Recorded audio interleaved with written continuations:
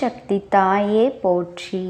நீ நல்லது நினைத்தால் இந்த தாயின் ஆசீர்வாதத்தில் உனக்கு நல்லது மட்டுமே நடக்கும். என் செல்ல பிள்ளையே, இன்று உன் அம்மா உனக்கு ஒரு முக்கியமான செய்தியினை கொண்டு வந்திருக்கின்றேன். என் குழந்தையே, அது என்ன முக்கியமான செய்தி என்றுதானே கேட்கின்றாய்?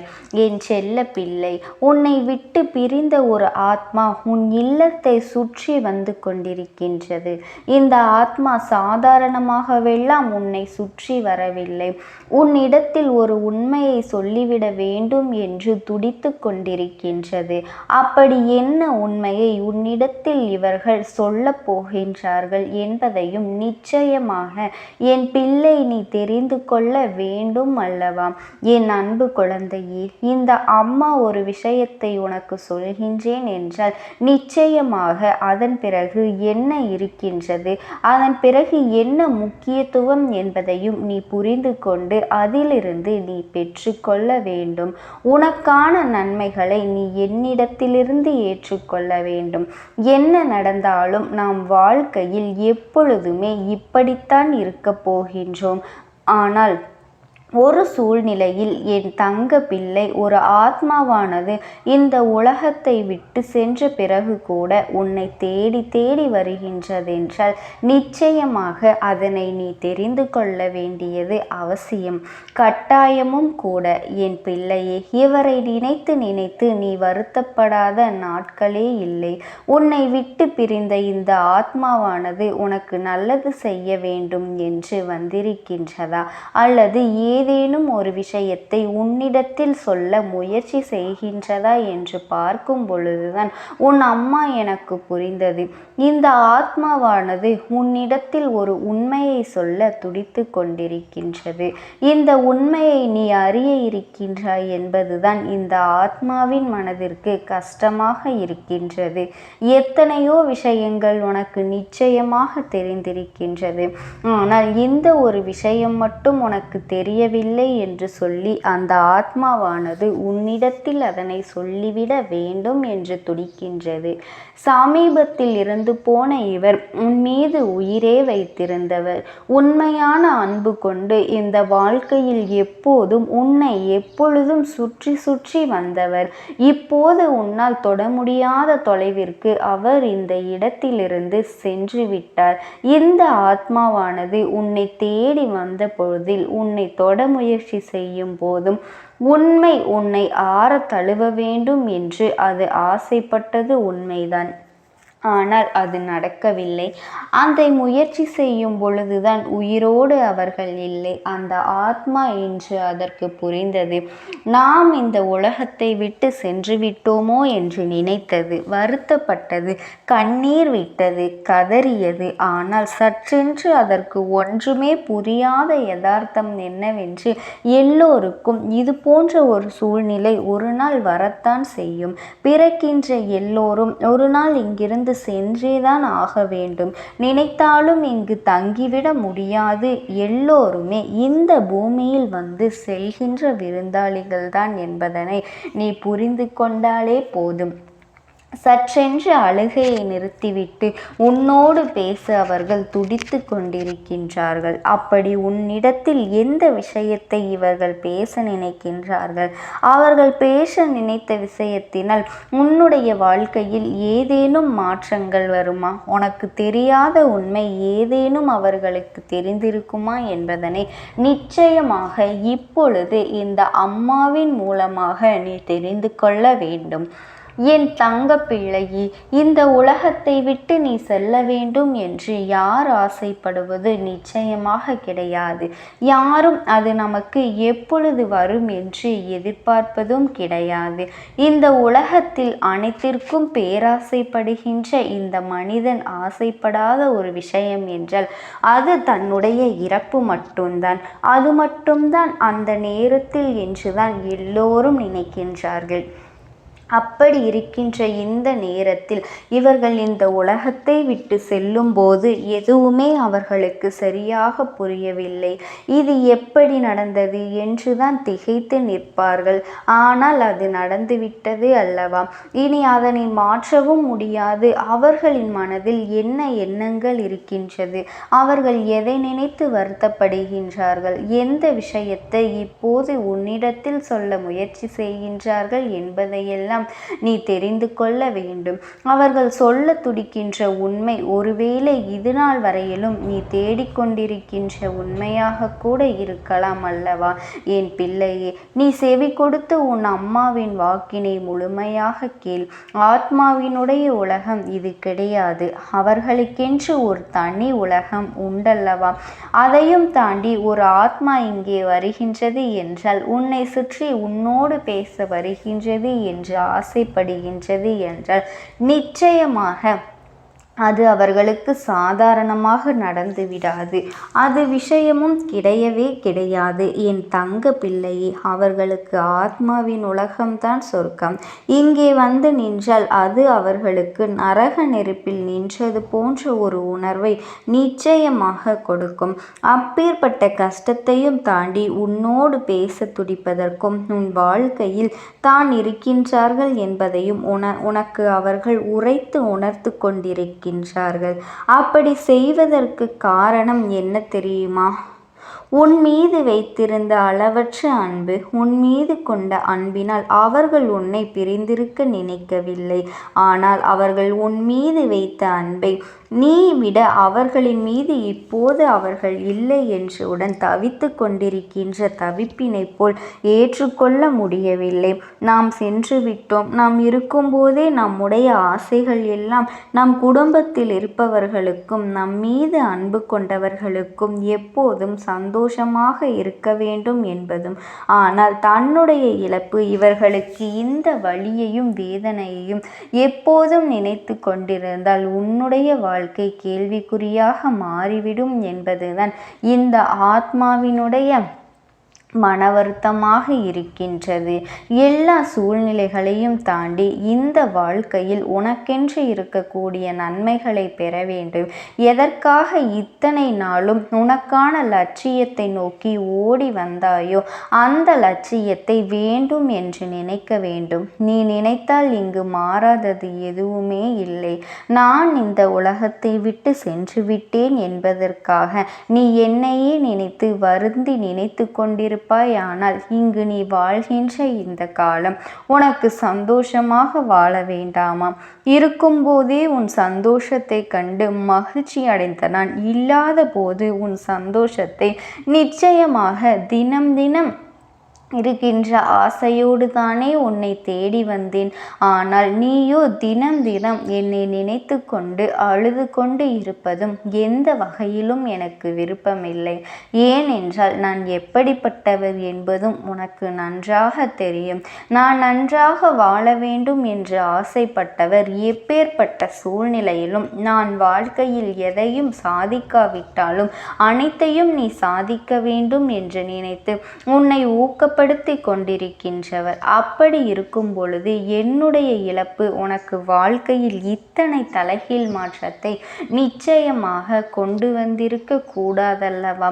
வாழ்க்கையின் யதார்த்தம் நடந்து முடிந்த விஷயத்தை எண்ணி எண்ணி அவசியம் மேலும் மேலும் நல்லதையே நினைத்து வருத்தப்பட்டு கொண்டிருந்தால், நடந்ததையே நினைத்து வருத்தப்பட்டு கொண்டிருந்தால் இனி வரக்கூடிய எதிர்காலம் உனக்கு சூனியமாக மாறிவிடும் என்பதனையும் மறந்துவிடாது. இந்த நேரத்தில் வெற்றி பெறுவதற்கு உனக்கு வாய்ப்புகள் அதிகமாக கொண்டும் அதனை விட்டு விடாமல் உன் வெற்றியை நோக்கி நீ பயணம் செய்து கொண்டே இருக்க வேண்டும்.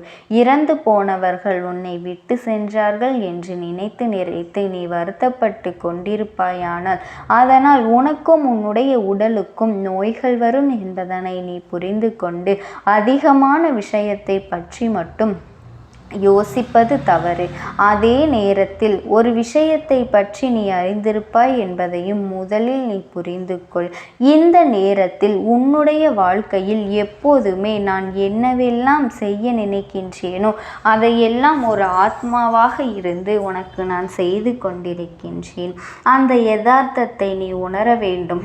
பிறப்பு போல் இறப்பும் உண்டு என்பதையும் உணர்ந்து கொள்ள வேண்டும். இனிமேல் இதனை யாராலும் நிச்சயமாக தடுக்க முடியாது என்பதனை நீ புரிந்து கொள்ள வேண்டும்.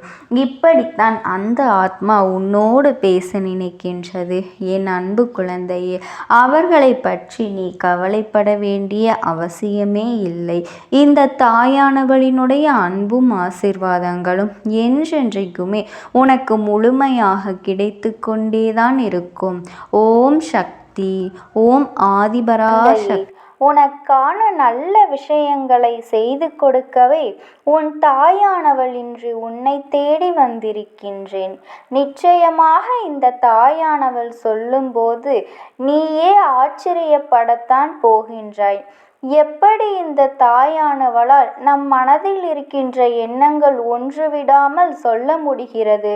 இன்றோடு உனக்கு முடிய போகின்றது அனைத்து பிரச்சனைகளும்.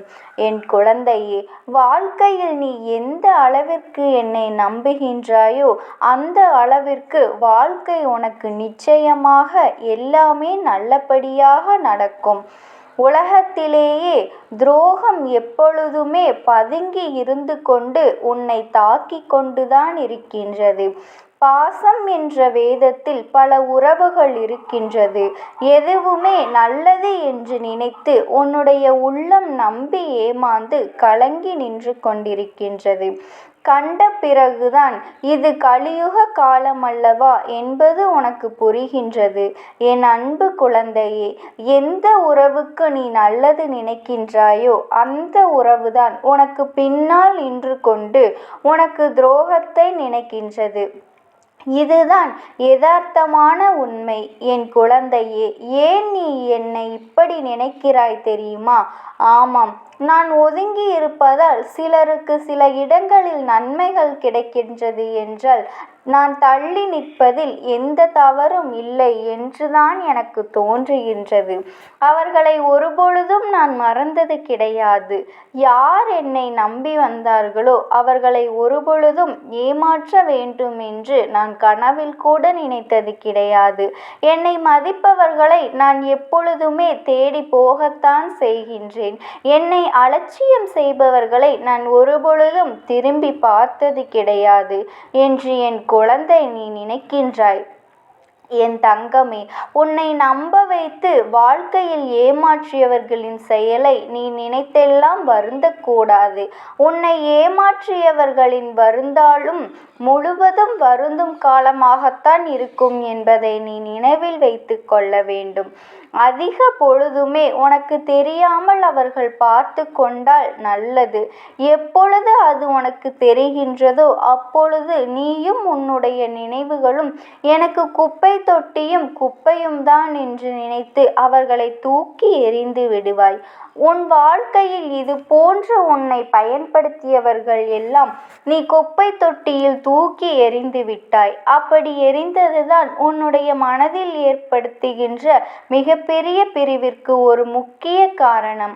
மனிதன் எத்தனைதான் அழகாக மாறுவேடம் போட்டாலும் இந்த காலமும் சூழ்நிலையும் அவர்களின் இயல்பான குணத்தை காட்டி கொடுத்து விடுகின்றது அல்லவா? என் குழந்தையே, உனக்கு நினைத்த வாழ்க்கை கிடைக்கவில்லை என்று வேதனைப்பட்டு கொண்டிருக்கிறாய். அனுபவிப்பதற்கு முதலில் பழகிக்கொள். கிடைத்ததை அனுபவித்தாலே உனக்கு சந்தோஷங்களும் சேர்ந்து வரும் என்பதை யாராலும் யோசிக்க முடியாது. மனிதனுடைய மனம், மனிதனுடைய மனதை மட்டும் நம்மால் ஒரு நாளும் படித்துவிட முடியாது. என் குழந்தையே, நிறம் மாறுகின்ற பச்சோந்திகளை விட அடிக்கடி மனதினை மாற்றிக்கொள்கின்ற மனிதர்களிடத்தில்தான் அதிக கவனமாக இருக்க வேண்டும். ஏற்கனவே ஒரு முறை காயத்தை கொடுத்தவர்களிடம் மீண்டும் ஒருபொழுதும் எந்த விதமான பழக்கத்தையும் நீ வைத்து கொள்ளக்கூடாது. அவர்கள் பிரிந்து விட்டதாக சொன்னாலும் எல்லாவற்றிற்கும் ஒரு எல்லை உண்டு என்பதை நீ புரிந்து கொண்டு அந்த எல்லையிலேயே நிற்க வேண்டும். என் வாழ்க்கையில் உன்னை நீயே ஏமாற்றிக் கொள்கின்ற முதல் விஷயம் என்ன தெரியுமா? நீ பாசம் வைத்த அனைவரும் உன்மீதும் பாசம் வைத்திருப்பார்கள் என்று நினைத்து கற்பனை செய்து கொண்டிருப்பதுதான். இங்கு எல்லோருமே எல்லோரிடத்திலும் இருந்து நன்மைகளை பெற நினைக்கிறார்கள். ஒரு நாளும் மற்றவர்களுக்கு தன்னிடத்திலிருந்து எந்த ஒரு நன்மையும் கொடுக்க நினைப்பது கிடையாது. நேர்மையும் உண்மையும் ஒரு நாளும் அழியாத சொத்துக்கள். காலம் செல்ல செல்ல அதனுடைய மகத்துவம் என்னவென்பது புரிந்துவிடும். அனுபவங்களை சேகரித்து வைத்தால் இனி வரும் நாட்களில் எச்சரிக்கையோடு செயல்படுவதற்கு அதுவே உதவும் என்பதை நீ புரிந்து கொள்ள வேண்டும். வெளிப்படையாக இருப்பவர்களை விட உங்களுக்குத்தான் இந்த உலகத்தில் அதிக மதிப்பு இருப்பதாக என் குழந்தை நீ புரிந்து வைத்திருக்கின்றாய். வேஷம் போடுபவர்களுக்கு இன்று வேண்டுமானால் நல்ல பெயர் கிடைக்கலாம். ஆனால் நாளை அவர்களின் பெயர் அழியும் போது நிச்சயமாக அதற்கான வேதனைகளையும் சேர்த்து அவர்கள் அனுபவிப்பார்கள். உன்னை விட்டு போன உறவோடு மீண்டும் உறவை தொடர்வதற்கான வாய்ப்பு உனக்கு கிடைத்தால் நீ வேண்டாம் என்றுதான் முடிவெடுக்க வேண்டும். வார்த்தைகளில்தான் மாற்றம் இருக்குமே தவிர அவர்களின் மனதிற்குள் அதே அழுக்குதான் இருந்து கொண்டிருக்கும் என்பதனை நீ புரிந்து கொள்ள வேண்டும். எந்த உறவாக இருந்தாலும் சரி, சிறப்பாக நடிப்பவர்கள் மற்றவர்களால் கொண்டாடப்படுகிறார்கள். இவ்வளவுதான் இன்றைய உறவுகள் என் குழந்தையே. அதற்காக நடித்துதான் இவர்களின் உறவை நீ தக்க வைத்து கொள்ள வேண்டும் என்று ஒருபொழுதும் அவசியம் கிடையாது. உனக்கு தரப்படுகின்ற முக்கியத்துவம் குறையும் போது முற்றிலும் நீயாகவே விலகி விடுவதுதான் உனக்கான மரியாதை என்பதை என் குழந்தை நீ புரிந்து கொண்டாய். அதாவது அதை பற்றி தெரிவதுதானே அதிகம். பட்டு தெரிந்த குழந்தை என் குழந்தையின் மனதில் இருக்கின்ற அதிகமான எண்ணங்களை சுற்றி நடந்த துரோகங்களை பற்றியே இருக்கின்றது. வாழ்க்கையில் சிரிப்பது எப்படி என்று நீ கற்றுக்கொள்ள வேண்டும்.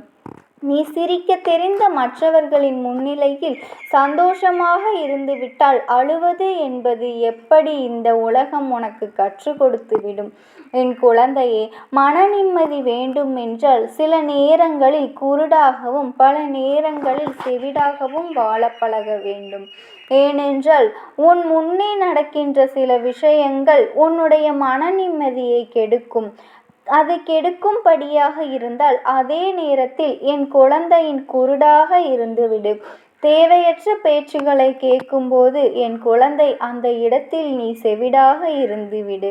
எதுவாக இருந்தாலும் உன்னை நம்பி வந்தவரை மட்டும் ஒரு நாளும் ஏமாற்றி விடக்கூடாது. நீ அப்படி செய்கின்ற குழந்தை இல்லை என்றாலும் உன்னுடைய மனதிற்குள் நினைவில் வைத்து கொள்ள வேண்டும். அம்மா சொல்வது எல்லாம் சரி.